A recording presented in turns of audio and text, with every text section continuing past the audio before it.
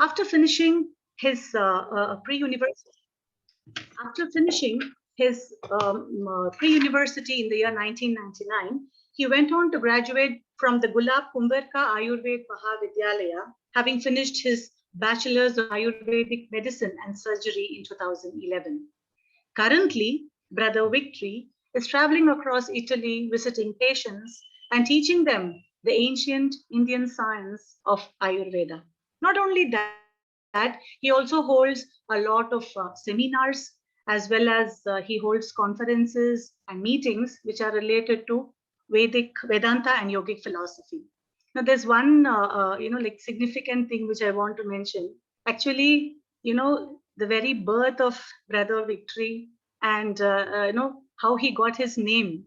Swami naming him as Victory has a wonderful story behind it, and I humbly request Brother Victory to start his talk by taking us through this particular story as well. It's actually nothing short of a miracle, and this is a very good platform which can actually make many of them know about the multifarious ways of the divine.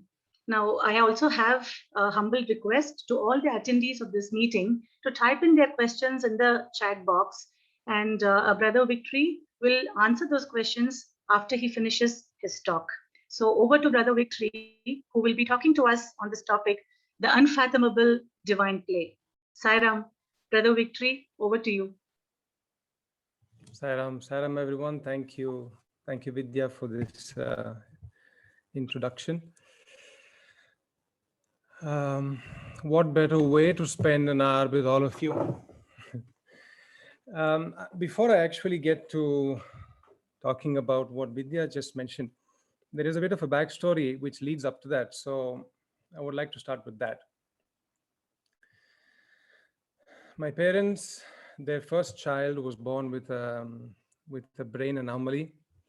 He was brain handicapped, and they traveled the world looking for a cure. This was in the 70s. They traveled the world all the way to the Philippines. They went across India, flew over, didn't even step off the plane, only to then go back to Italy and, without having had an answer or found any cure for the child. Until a friend of the family then spoke to my father about the Man of Miracles book, which is, I think all of us know. And he said, people are saying that he's God on earth. Read the book.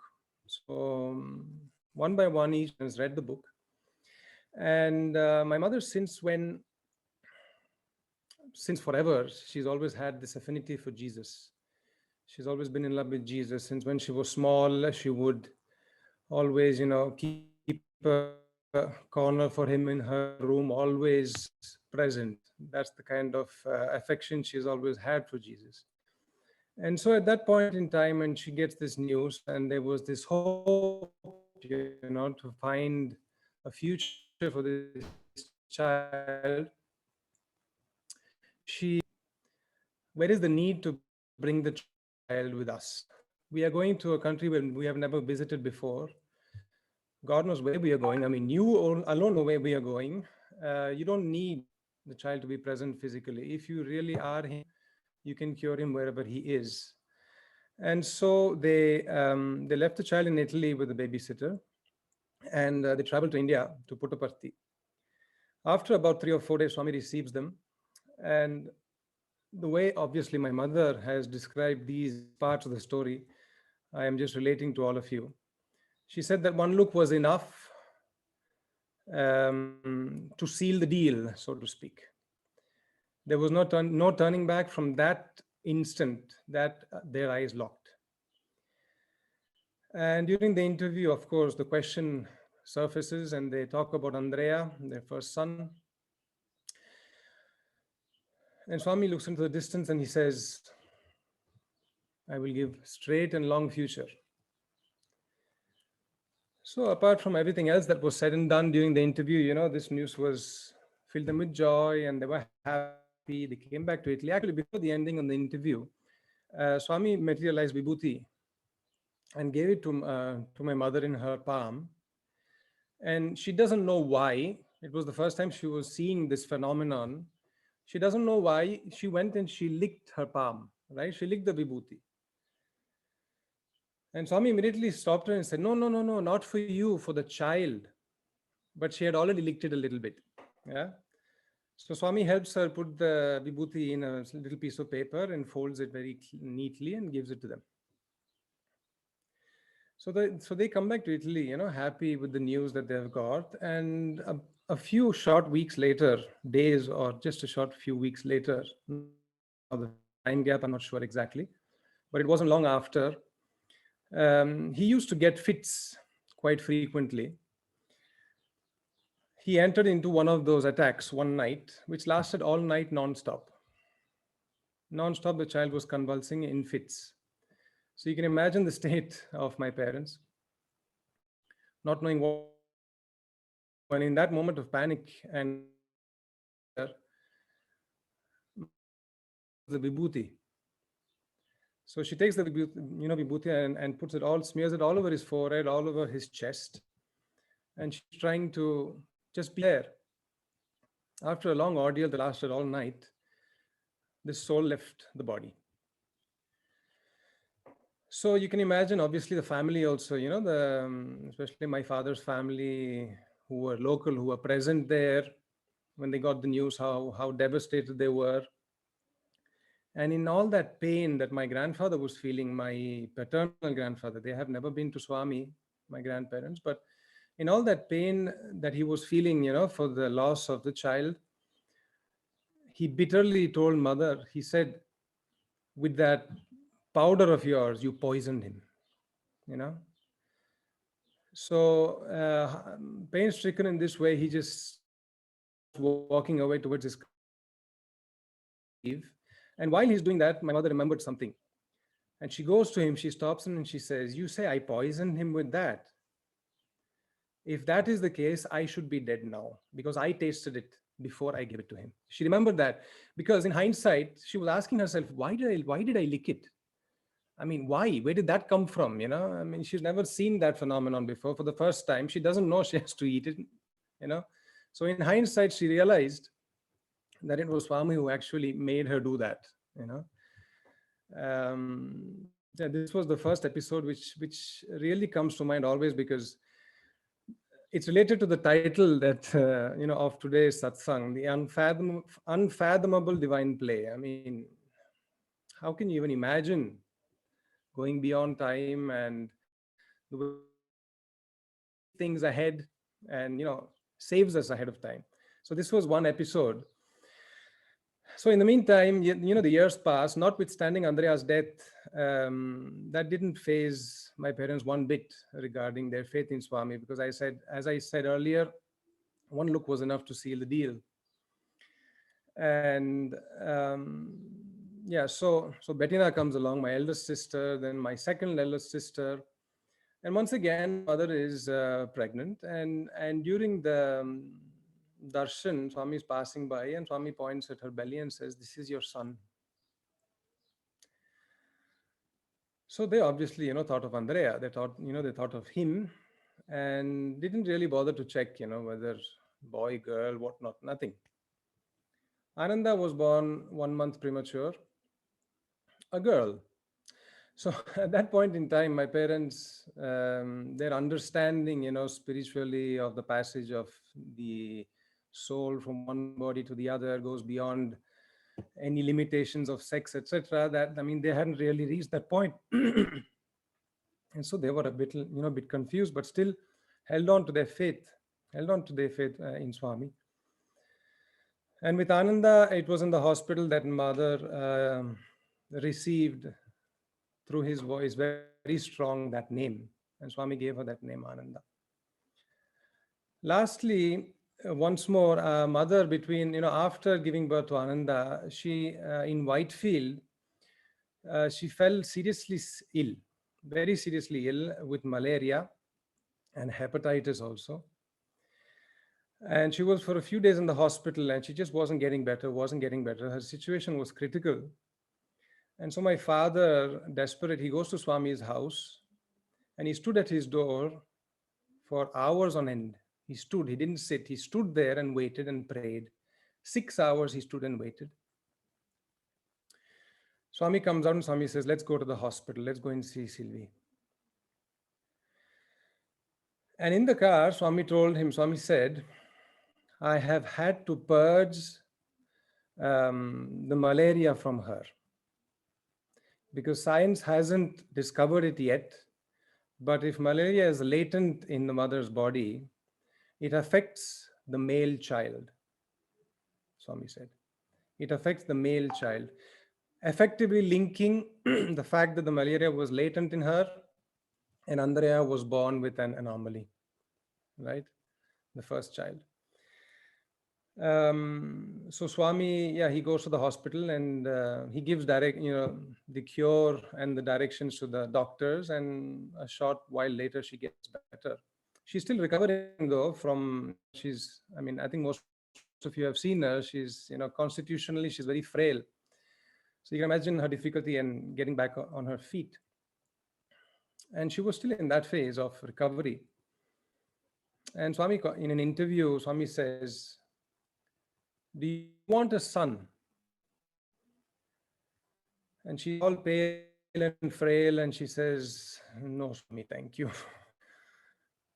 So Swami just leaves it be, and they continue talking, work or whatnot with father and then with mother. A month later, again, Swami calls, and again, in the midst of the interview, he says, do you want a boy? Do you want a son? And she still hasn't fully recovered, and she says, no, Swami, thank you. I just can't. He does this a third time, about a month later. And at this point, she says, okay, Swami, yes, Swami, if you want. At that point, he sits down with them in a triangle. Their knees are touching, and they form a triangle between the three of them, Swami, mom, and dad, sitting on the floor cross-legged. And Swami looks at father and he says, you want, she wants, I want. And so, and then he materialized Vibhuti and he blessed.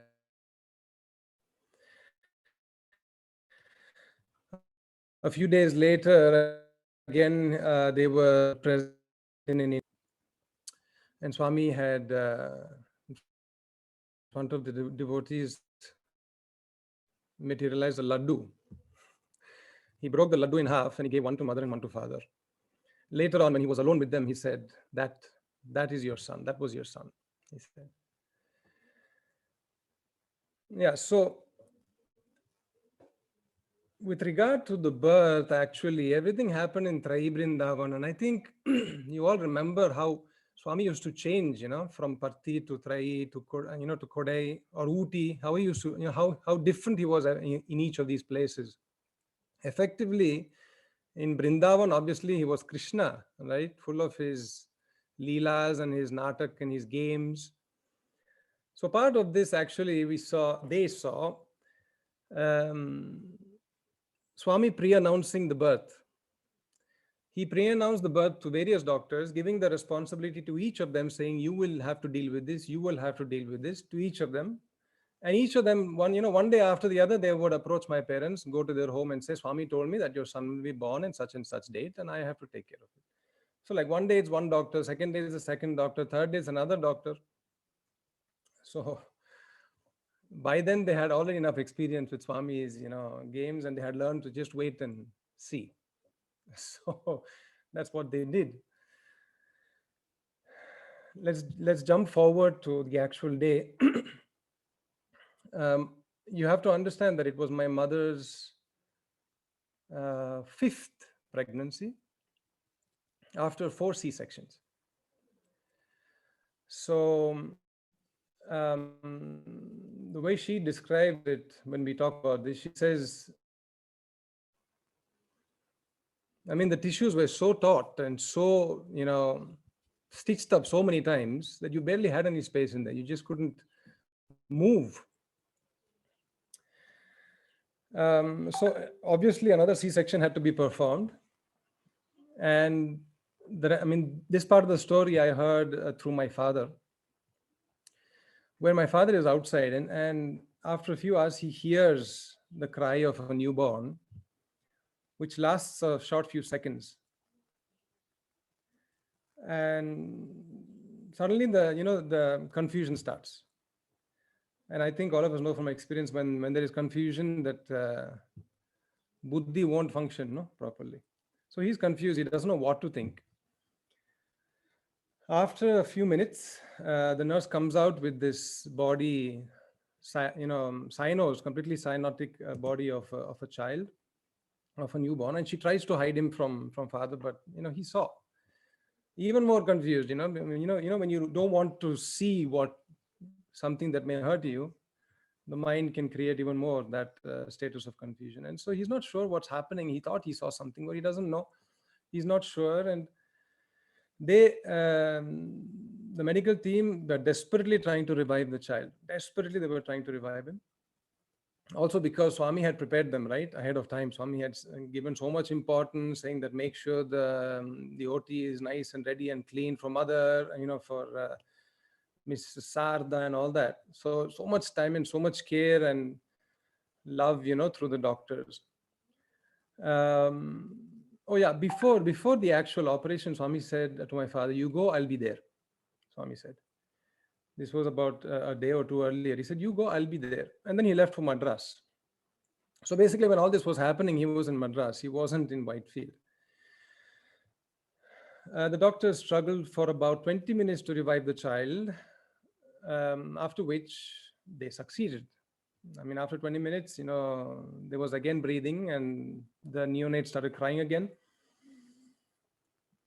And they brought me to mother, and they were trying to hide me, because my nails were black, completely black. Cynos, right? So they were trying to hide me, and they didn't want to show because it wasn't a very pleasant sight. And and mother saw in that sheet to see a little nail completely black, and she says, "What happened? What is that?" And then they explained to her. She was still weak and recovering. So my father, all happy because finally, the child is hale and hearty and everything is fine. And he, by the time he goes to Parthi, about a couple of days later, Swami had come back.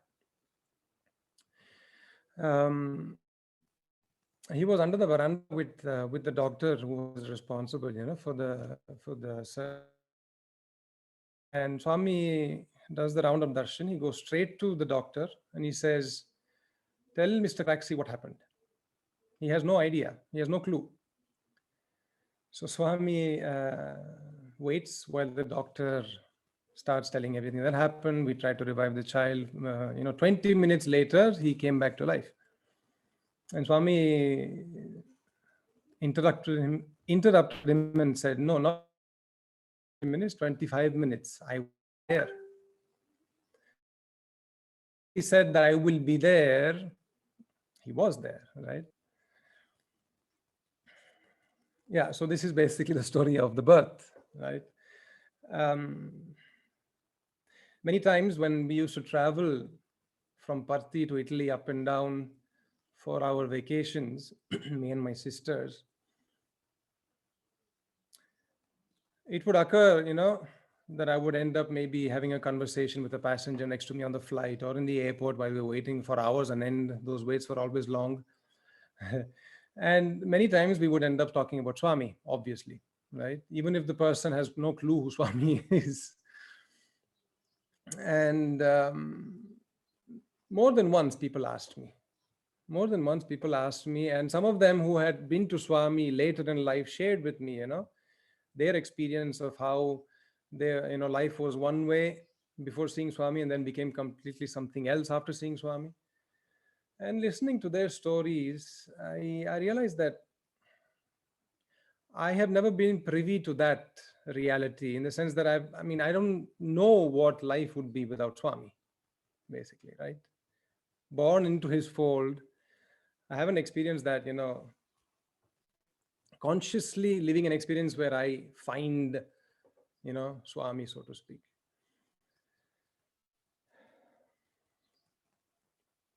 In Puttaparthi, I think this rings a chord with all of you who have been with me through the school in Parthi.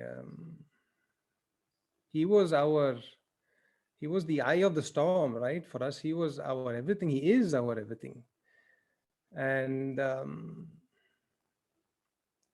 let me jump forward in time because so much has happened since then. But let me jump forward in time to when I left Puttaparthi in '99, fully in the know that I was to study medicine. Because since forever Swami has told he will be a physician. Swami actually told this at my naming ceremony. At my naming ceremony, sorry, I'm going back and forth, but it comes to mind this way. So at my naming ceremony, I was 3 months old. Swami actually,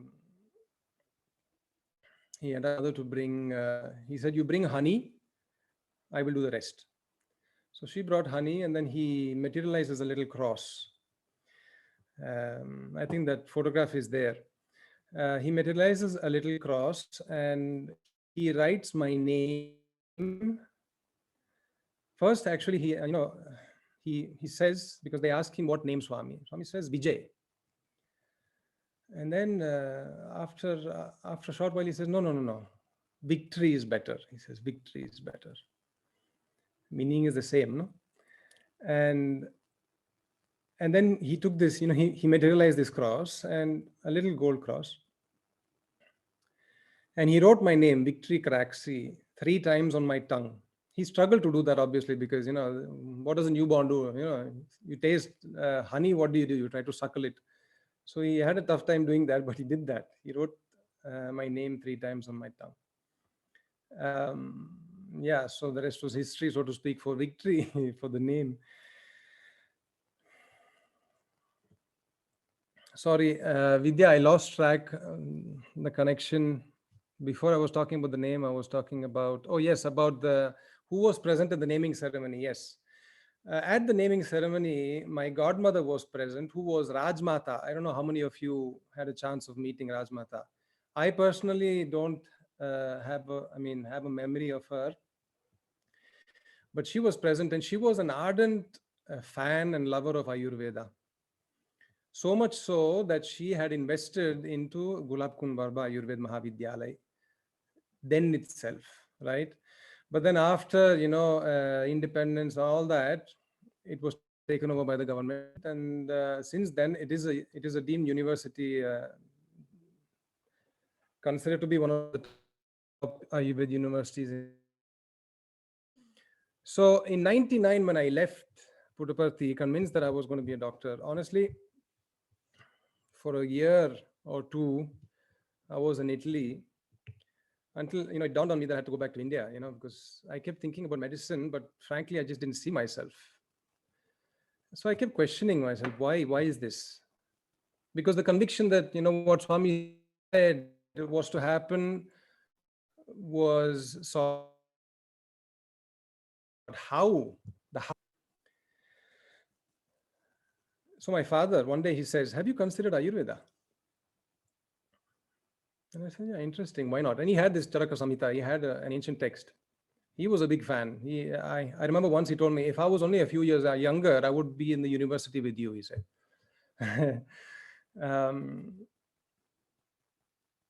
And so I opened the first page. And in the first chapter of introduction, there is talk of the Mahabhutas, right? Full in Sanskrit, obviously, all in Sanskrit, Mahabhutas. That's it. For me, it was like a direct link to Swami's discourses. How many times have we spoken about the elements, right? And that's it. It was a done deal. I said, okay, this is the way I know. I feel, now I'm convinced this is the way. And so I came back to India, and I had made an attempt in a university not far from Bangalore for a while, which was a failed attempt, after which I decided to change university. And I had heard about Jamnagar only for the fact that it was the only university at that point in time in India that had a course specifically for Westerners. So like basically all Westerners in the class, not mixed with the local students. And seeing that at the university near Bangalore, I hadn't had a good experience, because honestly, when I went to this university near Bangalore for the first time, the only experience I had with my peers was in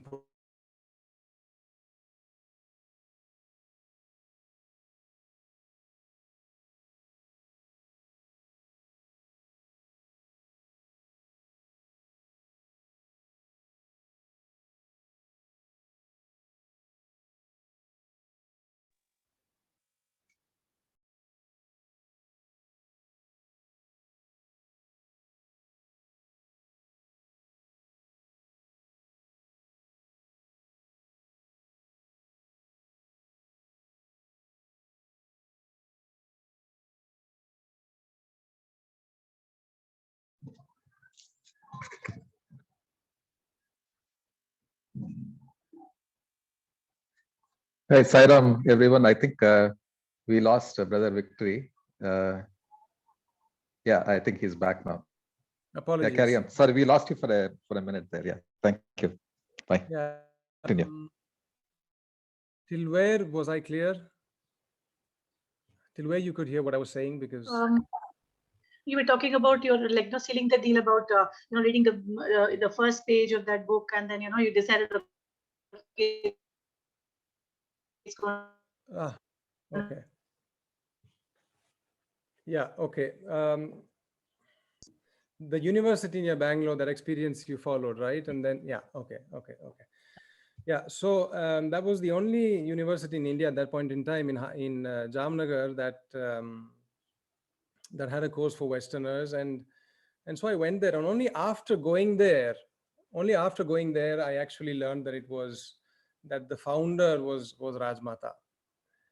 And again, there, you could connect the dots, because I spoke to my parents then about it, and only at that point in time it became clear to them what had transpired between Rajmataji and Swami at my naming ceremony.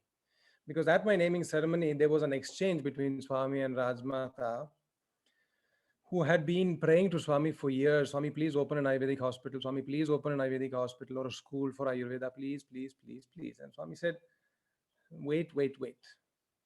This is not the time, Swami had said. And then pointing at me, the newborn, Swami said something, and she beamed up with joy. But this last bit, she had never shared with my parents. She never told my parents what Swami had told her. So basically, 25 years later, basically, when I joined the university in Jamnagar, they could put the puzzle pieces together and realize that Swami was talking to Raj Mataji about her university and me joining there. So in fact, Swami afterwards, he confirmed that. Having finished, I was doing my internship. I was in the 6th year of my university when Swami left the physical plane. And upon getting the news, I experienced 3 days of serene, deep peace. 3 days. Notwithstanding what I was seeing, all the drama, so to speak, right, that was going on.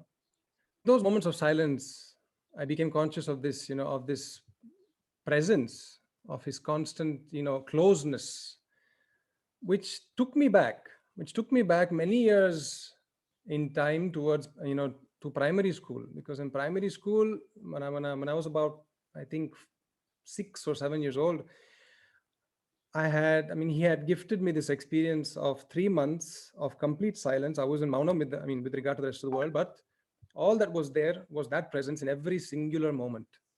There was nothing else. That's what pervaded my entire reality from the morning to night and beyond. But then I slipped out of that state. And for years, I had been trying to get back to it. And now when this happened and I was experiencing these 3 days of utter peace, it didn't strike a chord mentally, or logically. That connection, I made it later. But I remember being asked, why aren't you coming? You're in India. Why aren't you coming to Parthi for Swami's funeral? And it was asked of me, not in a very nice way also, but in any case, that doesn't matter. What matters was, I actually asked myself, why aren't you going? Why didn't it strike you to go, right? And the answer that I got was, why should I go? I mean, he's here. I feel him so strongly present here. Why should I go? Again, that lasted just 3 days, and then that's it. Gone case. I mean, suddenly, I have this vice of a short memory. And I finished my internship. I go back to Italy, start my career as a doctor, and Italy proved to be one hell of a testing ground. Italy has been very, very, very, very harsh. I mean, to say that I felt like I was a fish out of water would be a huge understatement.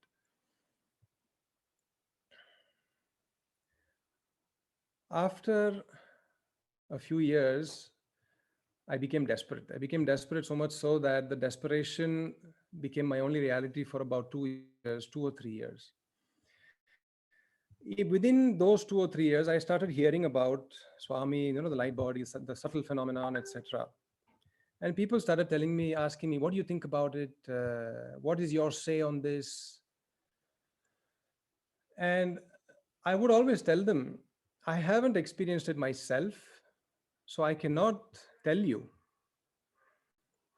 I have heard what other people have heard, and I have heard what other people have experienced. But it wouldn't be right if I were to relay what I have heard. I would feel fine if I were to relay my own experience.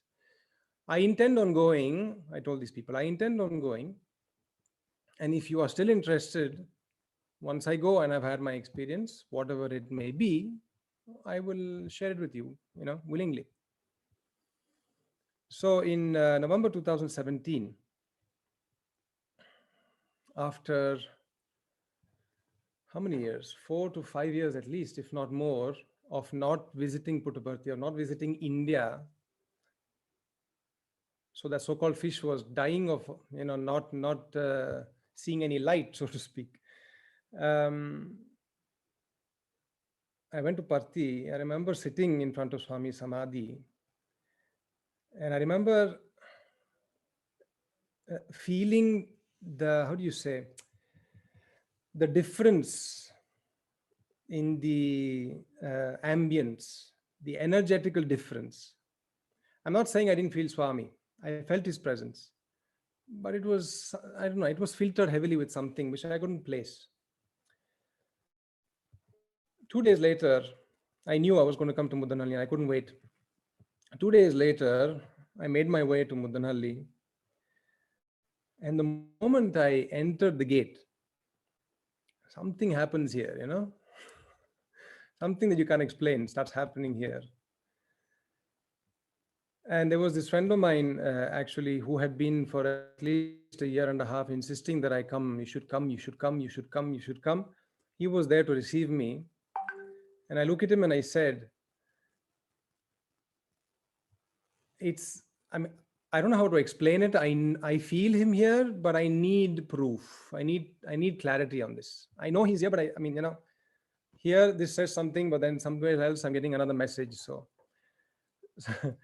So I get escorted in, to a dorm. I don't remember the name of the building, to the dormitory.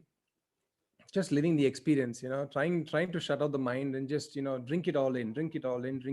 And I'm taken to this dormitory and I start laughing because for me, dormitory was primary school once again. All right. I was right back in school. Then I go to freshen up and get ready for darshan. The bathroom's the same as in primary school. I mean, everything looked the same, right? I mean, primary school or higher secondary school, not much difference anyway, infrastructure wise, at least when I was there. And so that makes me laugh and I'm smiling and I find myself in the Prema hall. The desperation is growing stronger within me, the desperation to get an answer. In all my ingenuity, in all my ingenuity is the word that comes to mind. I expected, since the logic for me was so obvious, Swami has always said, there is nothing that can limit God, nothing. Put that together with Sahasra Shisha, Purusha, Sahasra, all that. I mean, I have 1,000 arms, 1,000 legs, 1,000 faces. All the forms are his. There is nothing that he can't do. Right? So on a logical level, if I have to apply the logic, it was there. But on a feeling level, there was still that, that clarity wasn't there 100%. And so I was praying for that clarity. I was praying, just to have this highway to him without any, without any thorny bushes, without any interference. And so during the Vedas, during the chants and during the bhajans, I'm, eyes closed and I'm praying. And then you feel the energy shift and you open your eyes, Swami, darshan is starting. And in all my ingenuity, as I was saying, I expected to see Swami, right? I expected to actually see Swami physically. But then I don't see Swami. I see someone I've never seen before. Because even though I had heard of the phenomenon, I didn't go online and look for pictures and all that. I didn't do that. So I saw someone I had never seen before. But then again, as I said, there was something that was nagging at me, but filtered by this confusion. So I continued my prayer. I'm shutting down my mind. I said, keep quiet. And I'm continuing my prayer. Swami does the whole round of the Prema Amritam. He comes, he stops right in front of me, and he looks straight at me. Only in hindsight, I can tell you this, that look he had always given. Umpteen number of times in school, the piercing look straight at you, sometimes through you, it goes. But in that instance, I didn't recognize, it didn't click for me, so to speak. So Swami gets on stage and I see Madhusudan brother, taking Padnamaskar, sitting beside, and I'm scrutinizing Swami's throne. I'm scrutinizing it. I'm just looking, trying to pierce the matter of that throne or whatever you call it, right? And the cushion also, I'm like, okay, maybe he'll show me a sign. Maybe the cushion will be a little pressed. It'll move. Something, he will show me. He will show me. He will show me. I was convinced and desperate at the same time. Okay, so Mr. Bob from America, I don't remember his surname, spoke. Honestly, I don't remember anything because I didn't listen. I was just staring at the throne. And then Murthy sir starts speaking. Murthy sir, in that speech of his, he shared his first time meeting with Swami. When he was 19, if memory serves, he had met Swami for the first time, right? And he was talking about that story, how Swami told him, first off, Swami said, you're late. Secondly, Swami said, you suffer from indigestion, right? And Murthy sir, while he's speaking, when I was young, I was an avid athlete. I mean, not that he was any different when we also got to know him, but I was an avid athlete. And so I told Swami, no, my digestion is fine, patting my belly. I said that. And Swami said, no, not there, here. That's it. For me, that just pierced through me and just made that house of cards just disappear.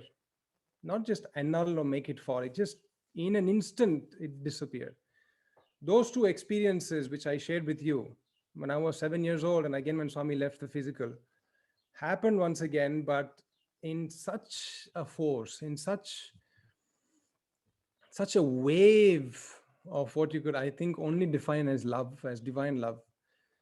And there, as we say, Ganga started flowing. That's all. In fact, since then I've become, the joke of the youth here in Italy, because they say, if victory doesn't cry, something is wrong, right? So, and the first thing, I'll just cut it short because otherwise every detail, if we go into, there won't be time for other things. The first thing that Swami asked was, where is mother? In those years, which were the most desperate years in Italy, there was a complete cutoff of my relationship with mother. And the first thing he said was, where is she? I realize in hindsight what he meant. Although I answered physically where she was. So after the 2-3 days, there are other things, also happened in Mudanalli with Swami. The last thing he said when he looked at me on the day that I left, which was his birthday, he looked at me and he says, oh, the madman, he says. And he playfully hits me on the cheek and he walks past. I didn't realize it then, come back to Italy. And the first thing I do is I start looking for those people who asked me, right? They had asked me, what do you think about what's happening in Mudanalli? So I personally went to them. I went to each and every one of them, told them my experience, and a short few days later, caught wind of the fact that all of them are calling me a madman. That's when I realized why Swami called me madman. The way I have experienced it, if Swami anticipates any gossip of you, it's protection. He is, covering you and protecting you from any bad energies that may come through. Not because people are bad, but because, sometimes people are lost. This brings me to Assisi, what happened in Assisi in 2018. In fact, here I would like to spend the next 10 to 15 minutes talking about a couple of Seva projects that are going on here in Italy. In 2018, we were in Assisi, and I remember in those 2 days, every excuse was valid for Swami to come to me. He would hold my hands with both of his hands, and he would say, bring the youth. He would say, bring the youth over here to Assisi. Bring the youth, and he gave us some guidelines, which I will share with you now, about how these youth meets have to be held. And I asked him, Swami, with what frequency? He says, every 3 months you can bring, make it 4 times a year, including the youth meet that happens when Swami is in Italy, in April. Basically, Swami used to come in Italy, right? So usually we have the first meet in January, then the second in April, around September. For obvious reasons, since the pandemic, the meets have had a pause. They've had to pause because social distancing and travel and whatnot. I would like to share my experience with these youth meets. For me, effectively experiencing Swami in Italy eliminated completely that illusion of time and distance between me and him. Already that was the case, in Mudanali when I experienced that, but then this made it even stronger to experience that same energy again over here, and that same conviction, that same clarity, that same peace, and that same love. The European youth meets in reality were already occurring. I believe one had already occurred before then, if not 2. But then Swami said, I'm a latecomer. I was the latecomer in this story. And he said, he included me into the project, so to speak. Swami has agreed that these youth are primarily for youth. Think of giving them a chance of transformation through him, through his presence, through his love, through his abundance of divinity and love. And every time we go to the ashram that you see in this picture, every time we go, it's like being with him in Mudanali. Every time. There is, without a shadow of a doubt, his presence.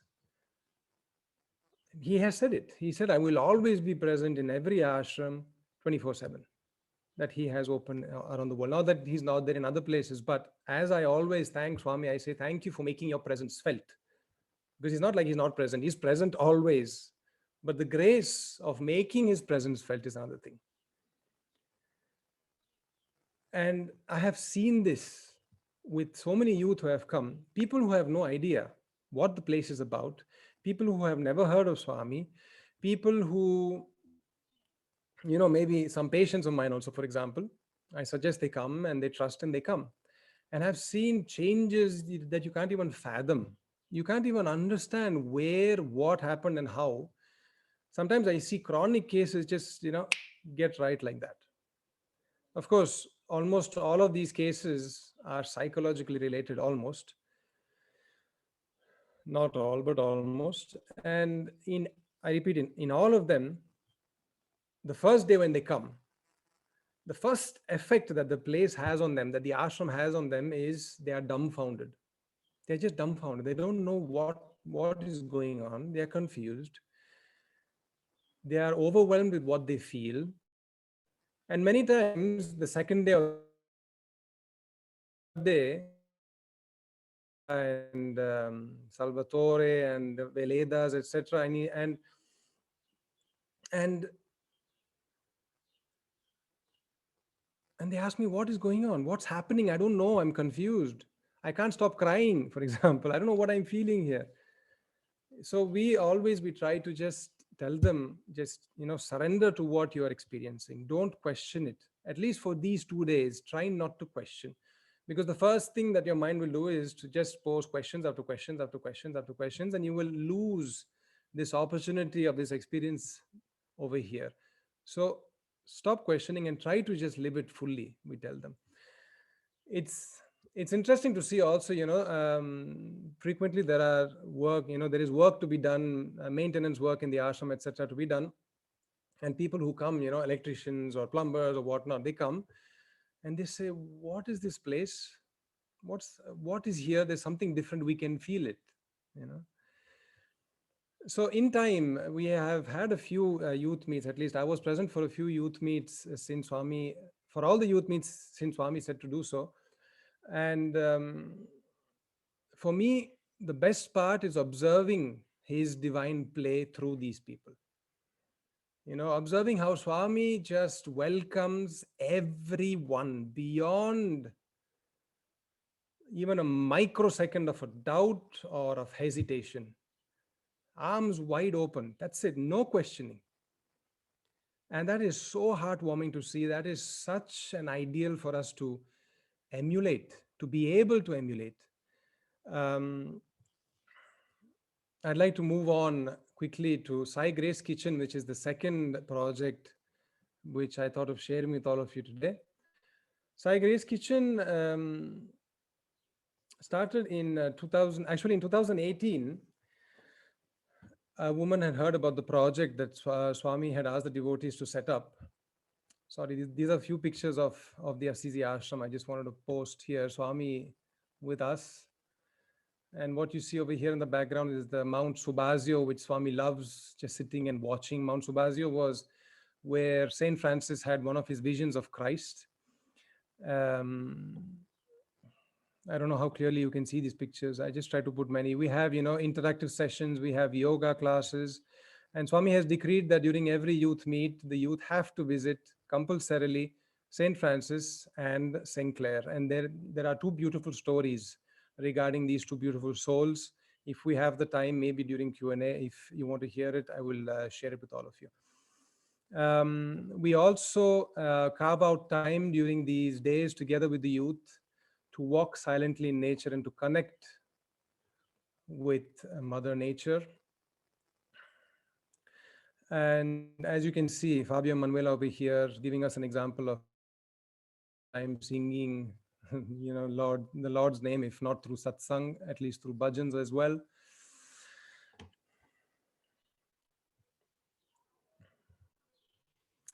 Here we have the Psy Grace Kitchen in Rome.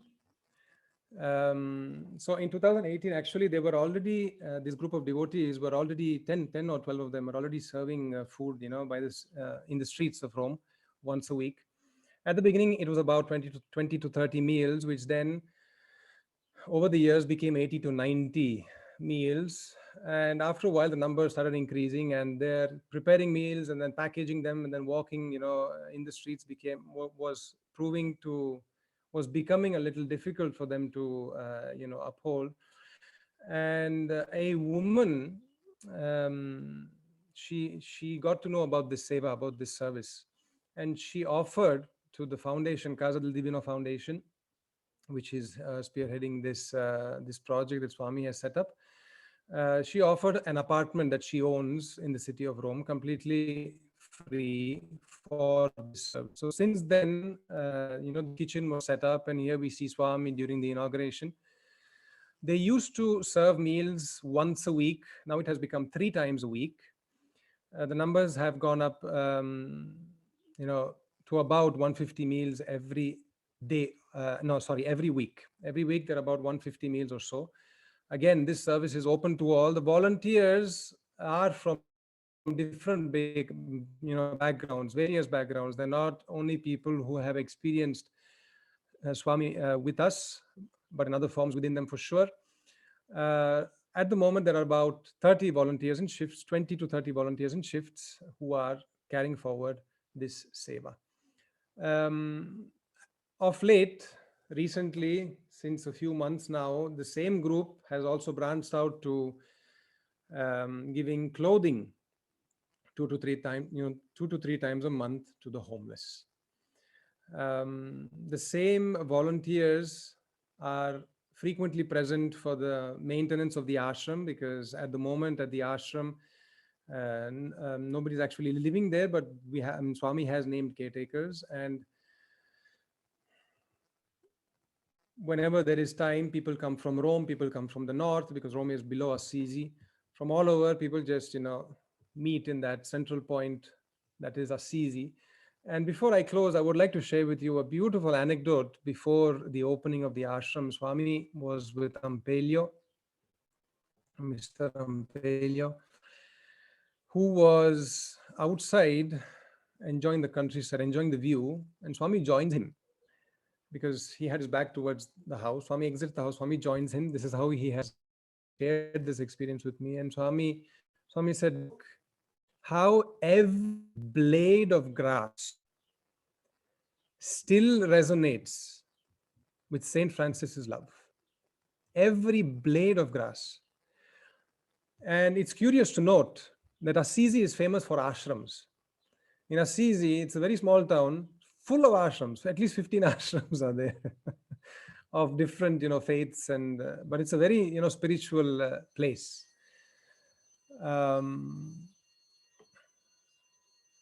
I think that's the hour that I have been given. Yes. Okay. If there are any questions, please, I'm here. Sai Ram.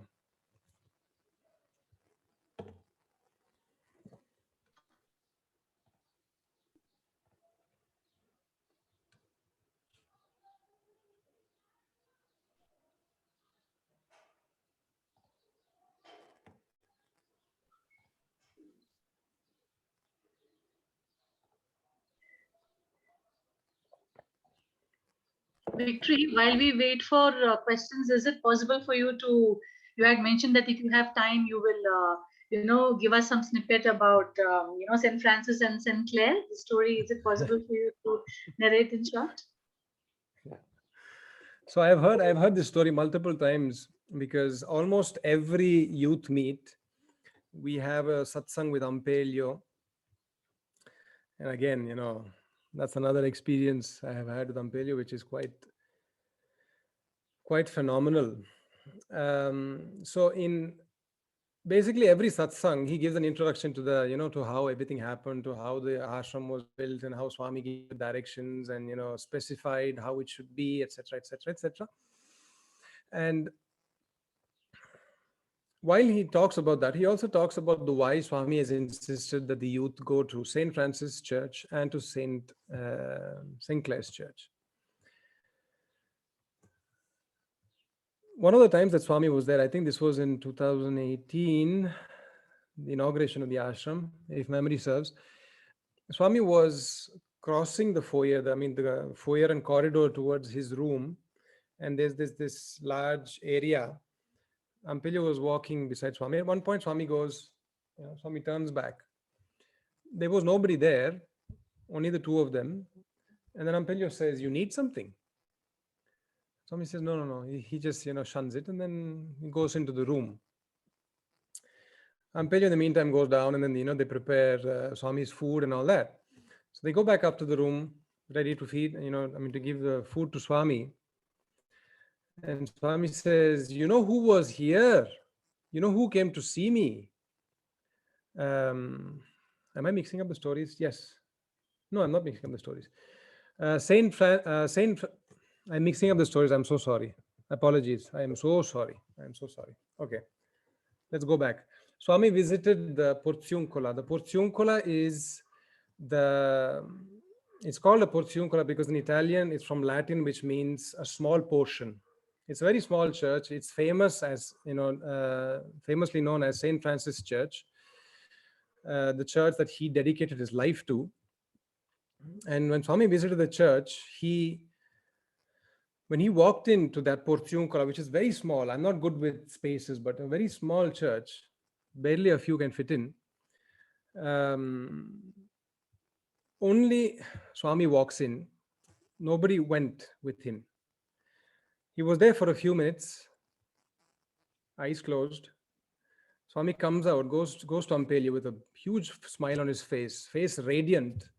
And he says, you know who was there? And then Ampelya says, no, who?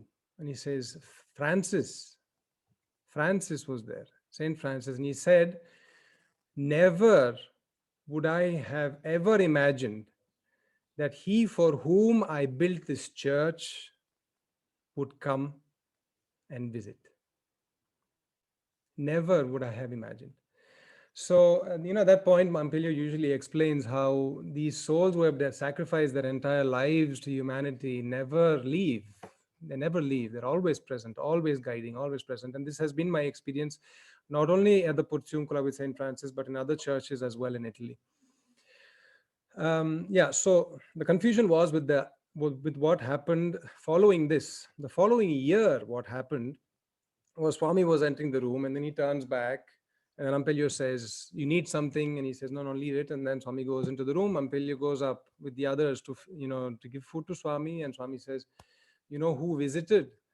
The morning later, actually, Swami said, you know who visited? And Saint Clair came. It was Saint Clair, she was there. Swami described also Saint Clair, the way she is. And Swami said, she prayed for us to visit. She said, you visited my brother last year. Why don't you come and visit me as well? She had told Swami. And then Swami told Ampelya, let's go tomorrow. We'll go and visit St. Clair tomorrow. And then the rest was history. The rest was history. After that happened, Swami said all the youth have to visit these two. And for me personally, going and doing these tours every time, for me the first time was an eye-opener, because there was a priest who had offered to share with the group of youth the real life story of St. Francis, which is not known far and wide, of how he was very similar to the transformation that Ratnakara, became Valmiki. Similarly, St. Francis also was completely different, completely materialistic, into the world, into wars and all that. And, then he had the transformation. So every time we hear his story, and they are such a great inspiration for all of us.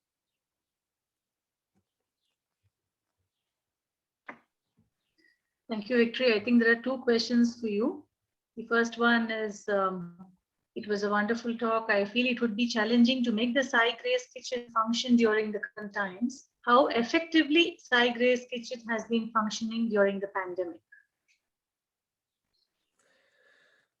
Thank you. Yes, Psy Grace Kitchen was effectively on pause last year for the first lockdown.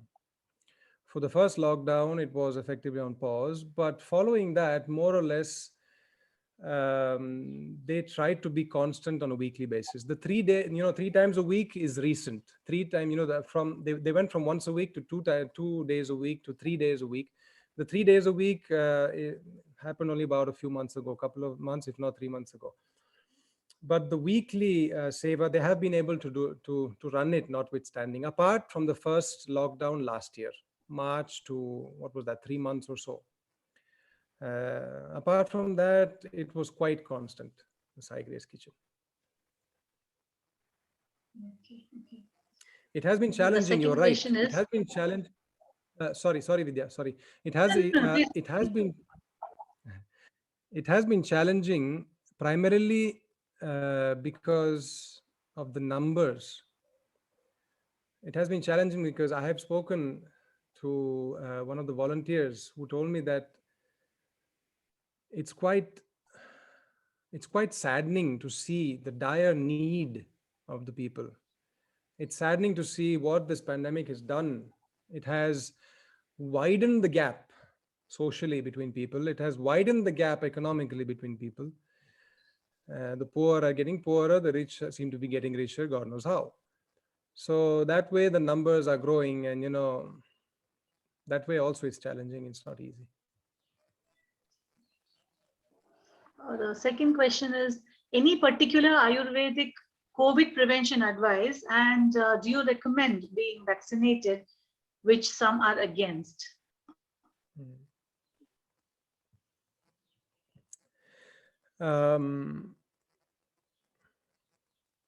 I believe that we are all going towards a future of individual solidarity. What do I mean by this? Individual solidarity, where each individual has to find answers within themselves. Because only when that capacity is gotten can one be courageous enough to voice their opinion without a doubt, without fear, without uncertainty. So this is my introduction to my answer. Because as a human being, I believe that anyone's choice must be respected, right? Scientifically, if I have to answer what I think from an Ayurvedic perspective, I believe in maintaining a strong immune system notwithstanding. I believe in living life healthily in such a way that the body, that intelligence that we call Vaishvanara, will be strong enough to sustain that state of health in your body. So personally, no, I am not vaccinated. As of now, I don't feel the need to be. But again, I'm respecting what the other's choice is. Ayurvedically, that would have to open another answer.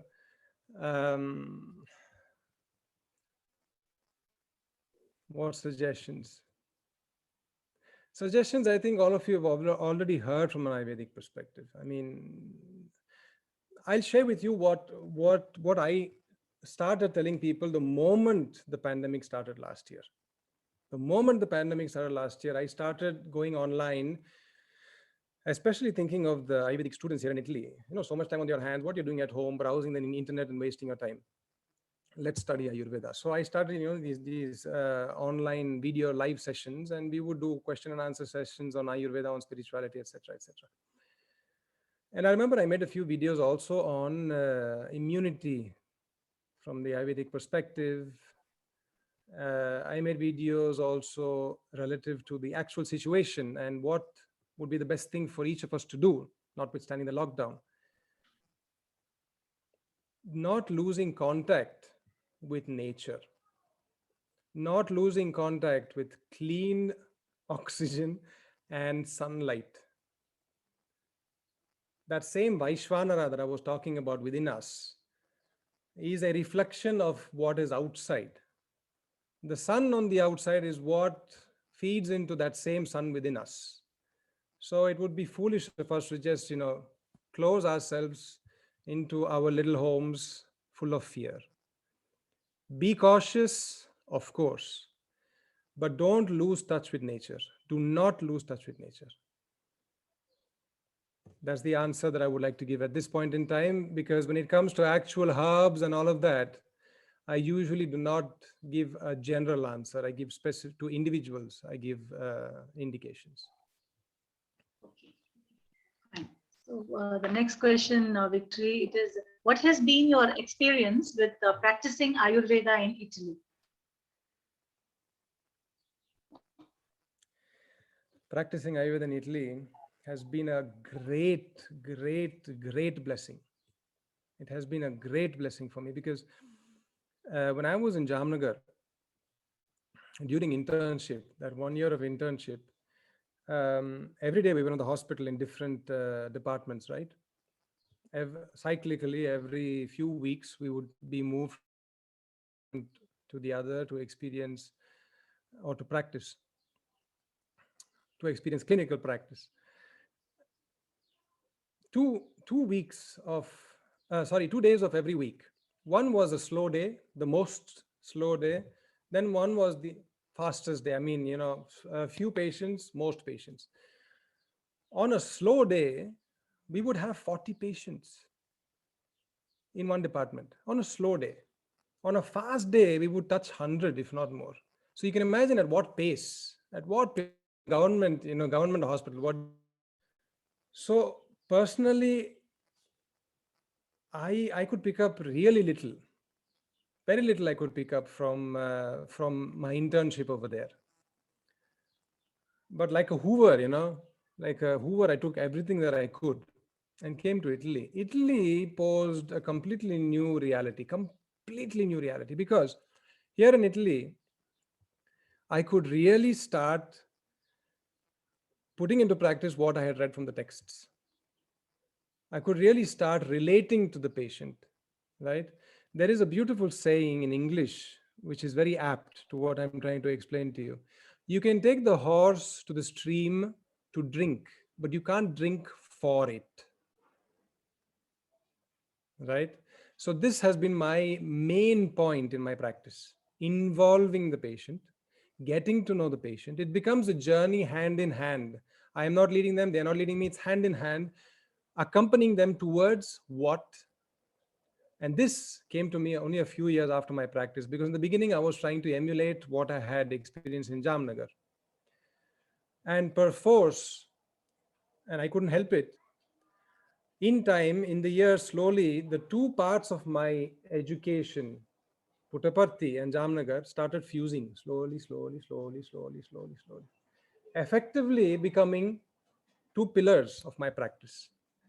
So now when I have the patient in front of me, it's not only about working on their symptoms, it's not only about giving them relief to their suffering, but it's about making them realize the potential that Ayurveda has. Ayurveda has a great, immense potential.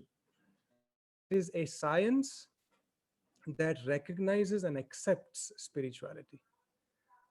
So for me, Ayurveda is whole. Because as Swami says, science is incomplete. It's a C. Add spirituality, you have the O. So that is how I'm integrating both when I see my patients. And I repeat, it has been a blessing because I can spend enough time with the patient. When I see the patient, I spend an hour with them. So I don't end up seeing 100 patients a day. Very few, but the quality is different. Okay. Well, thank you, Victory. I think there are a couple of questions more. The next question is, sir, I have done my BA/MS. Can a person graduated in India practice in other countries?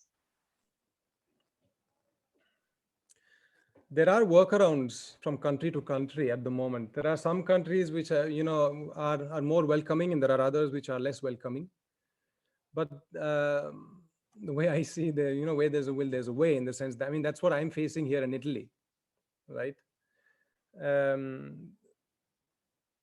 I know that not every European country accepts officially Ayurveda. Although 2 years ago, the World Health Organization sent out an official notice that every country has to accept Ayurveda as a medical science. And the first country to actually get on board with that has been Switzerland. Italy, not yet. We're getting there. In fact, mine are not defined medical consultations. Mine are consultations of a different sort. But if I can share with you what Swami personally told me in 2018, Swami said, Ayurveda is the future for this world. It has no choice. It has no choice. Because with Ayurveda, there are no side effects, and it is fully natural. These were his textual words. And Victory, do you have any videos or anything which you would want to share with us? Anything on the service activities in Italy? Anything? Oh yeah. Is there anything that you'd like to share? There is this 5 to 6 minute video of Swami at the Psy Grace Kitchen in Rome. Yeah, I think. Yeah, please. Everybody will be very happy to see.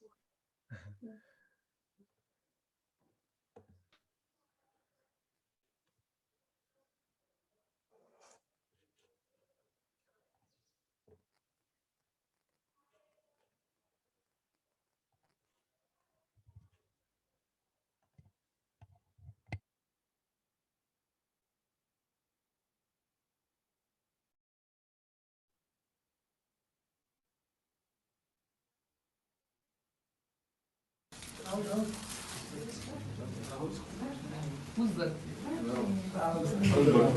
Rahul birthday. Yes. Cut the cake then. Prendi un coltello. Cake. Un coltello? Cassetto. Va bene anche quello. Questo.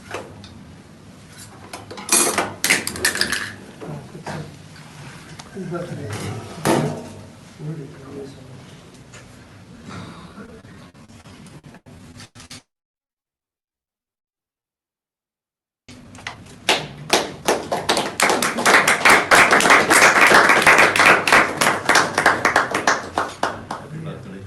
His birthday. But serve the cake to everyone. Deve servire la torta a tutti. We're very, very happy. How many years old now? 21 anni. Only 21. Solo 21 anni. This is the Grace Kitchen.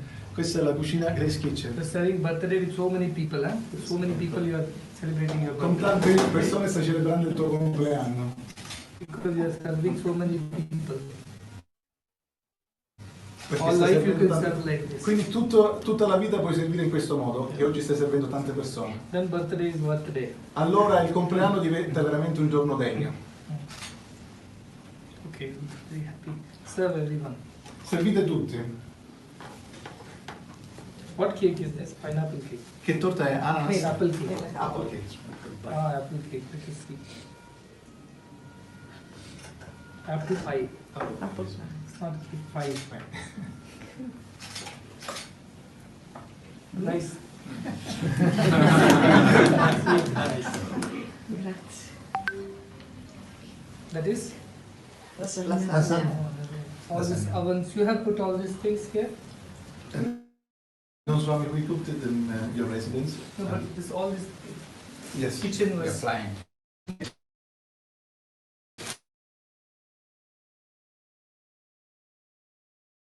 Renovated all the apartment and then we We cook here for the homeless. It's very good. Very big. Yes, very good. Good, very good. Yes, yes. Very happy. every Wednesday, more or less, they meet every Wednesday. Every Wednesday. Yes, before dinner and we serve in the nearby Every square. Wednesday there's serving. It's so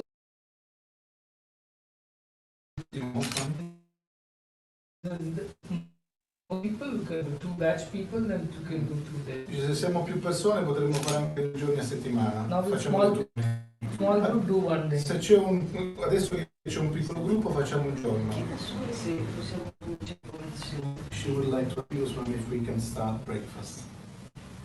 Breakfast will be early. Sarà No presto? problem. Non c'è problema?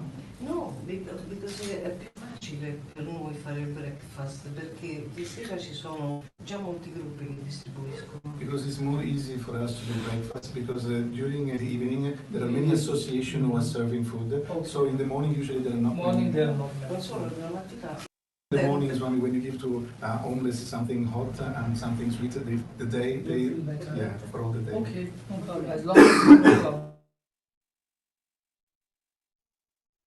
Sorry, Swami. If they have no problem, I have no problem.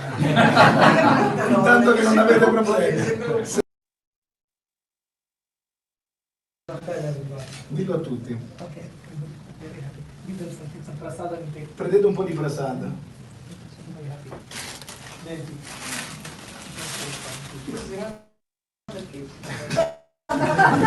We have to take. We have, I love this.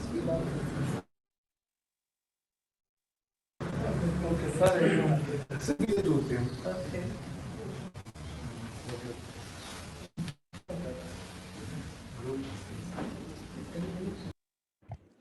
Yeah, then there was the Arati that is sung.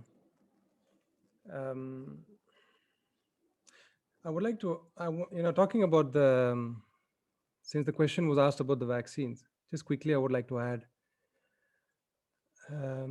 contemplating on this, I remember giving this answer to a person of the importance of where you are making your decisions. From where within you are you making your decisions? Are you making your decision based on fear or based on love? because the opposite of love is fear. And this is important for each and every one of us to discover within ourselves.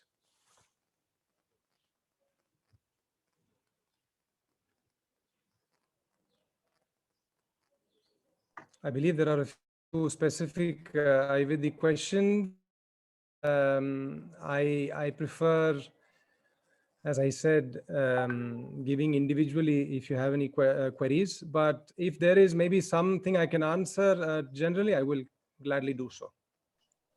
Okay, so how did COVID-19 affect your spiritual journey inwards? Any interesting lessons? Whoa, COVID-19 has been for me, last 1 year has been words. I don't know. I mean, I don't know what would the right word be to describe it. If not transformation, I think. We have all been pushed, especially last year. We have all been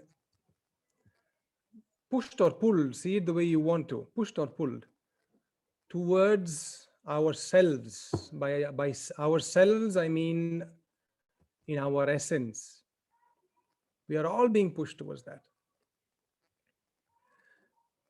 A few months ago, because I have seen, and I still do see so much suffering, so much fear, so much uncertainty, too much information, that creates again waves and waves of confusion, because one says something, the other says something else. What do I believe? I myself went through that phase since the pandemic.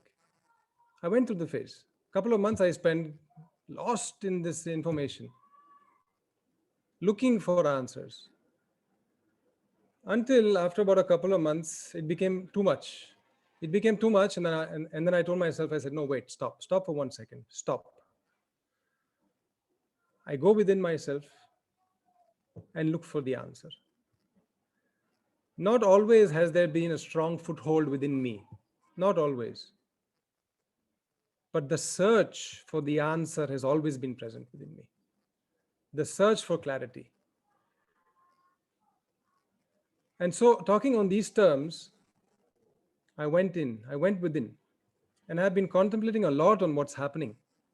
And I'd like to share with you, actually, I have posted this video on the matter. It's entitled Energy and Matter 2020. Energy and Matter 2020. I would like to share this with you since the question has come up. Having contemplated on the current situation humanity is facing, the way I see it, it almost seems as if, we are living in a reality of energy and matter. Einstein has told us there is no difference in reality between energy and matter. No difference. The only difference is matter is energy, but it vibrates at an extremely low level. So much so that it manifests into this illusion of solidity. Swami has told this, right? I mean, if we were to, go deeper and deeper and deeper and deeper and deeper into matter, what do you find? You find nothing solid. Swami has told this during the Kathopanishad also, right? In other words. So, observing the patients, last 1 year, I noticed one common aspect in everyone. Beyond their physical problems, mental problems, I have seen one aspect common in everyone. What aspect is that? That they are struggling with waves upon waves of waves upon waves of fear, of pain, of suffering, of darkness. So seeing this, I asked, what should be done? What can be done? And the memory of what Swami told in Rome during his satsang, he said, practice being the observer. Practice being the observer. And he put it so simply. He said, you are sitting. How are you sitting? You are feeling cold. You're feeling warm. Just observe these, things that we take for granted. Start practicing that. So on those lines, I recorded this video in Italian as well as in English for the patients and for everybody, talking on these lines, because the way I see it, since last year, when I talk about being pushed, we are being inundated. We are being filled up with such sattvic energy that all those emotional blockages, everything that impedes that light to come forth and shine through your heart has to disappear, has to be burnt away. But for a lifetime, we have had the habit. Can I just close the window 1 second? There's too much noise. 1 second, please.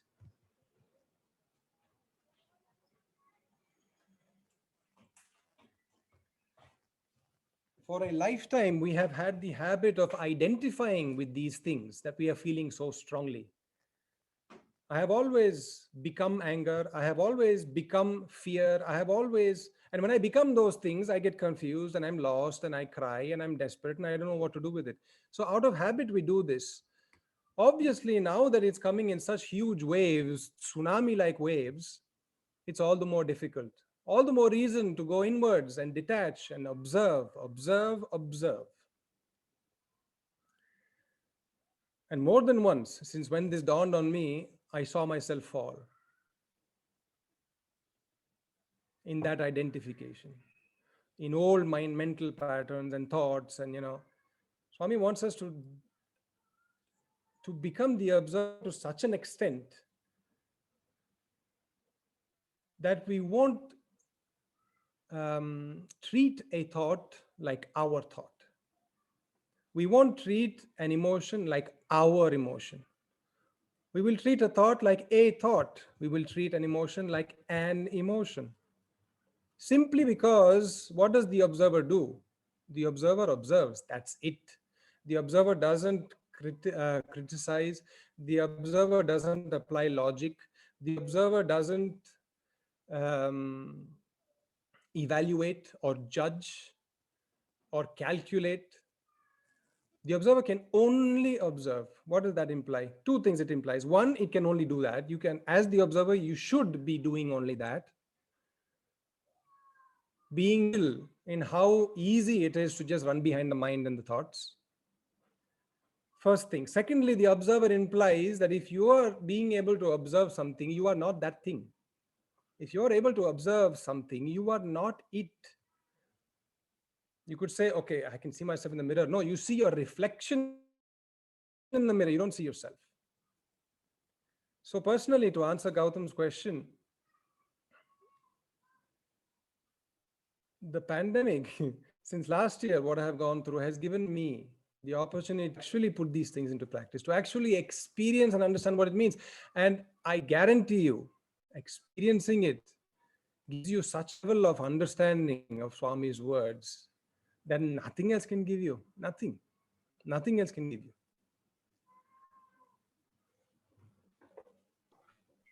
I guess that's quite a deep and succinct answer, Victory. And yes, with this, we'll draw this session to a close. And on behalf of all the attendees, I extend my heartfelt gratitude to you for taking time out of your hectic schedule to be, a part of this Prema Pravaham 4th episode, as well as fill our hearts with God's love, and connect us to that deep presence. And all of us are journeying towards, identifying and connecting with that deep presence. So, thank you so much for being with us and sharing your life stories. And, wishing you all the best in your further endeavors, future endeavors, Victory, from all of us. Thank you. Thank you, Vidya. It's been an honor to be with you. Okay. And we will end the session with the Shanti Mantra. We'll chant the universal peace prayer and then followed by the Shanti.